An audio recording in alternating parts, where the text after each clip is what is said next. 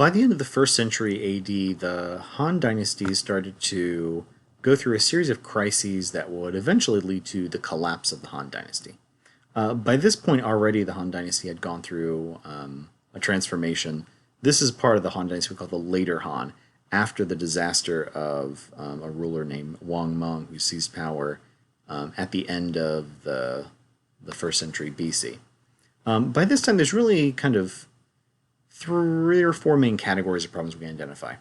One of those is economic problems. You might recall that peasants under the Han Dynasty were considered kind of highly ranked, and they hadn't been taxed very heavily. But that started to change under later Han rulers.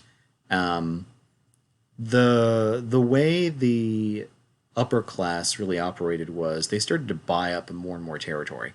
And that meant farmers couldn't afford to keep control of their own land.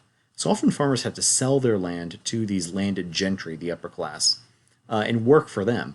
And as a result, you really saw the power of the lower class shrink and the power of the landowning class increase, which is really against the Confucian ideals the Han Dynasty was founded on, but also is really bad for the economy. Essentially, the rich got richer and the poor got poorer. And that made the economy increasingly unstable.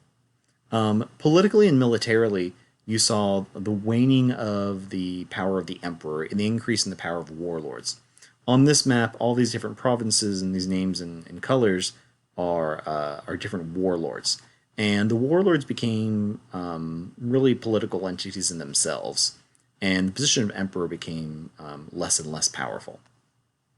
Socially, you saw a lot of problems kind of stemming from some of the the social problems of class, but also you start to see some what you might consider belief system or religious problems.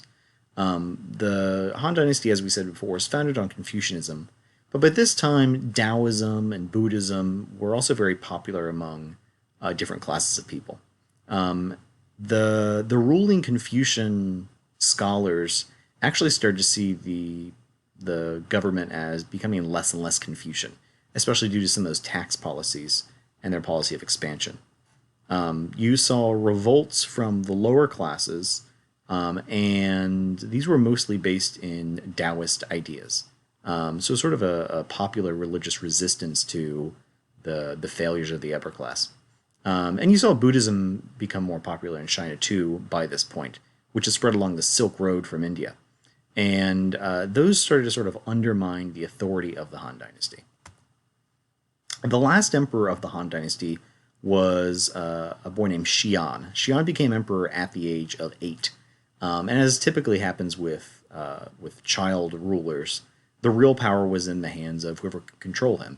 And in this case, it was really split between his uncle, who was trying to overthrow him, and his mother, who was under the influence of one of those warlords named Cao Cao. And a series of civil wars broke out across China.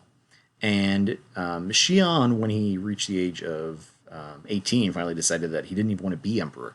The throne of the Han Dynasty was abandoned, and the most powerful warlords split the Han Dynasty into 3 separate kingdoms. And this started a period called the War of the Three Kingdoms, which controlled China until the ruling of the next dynasty.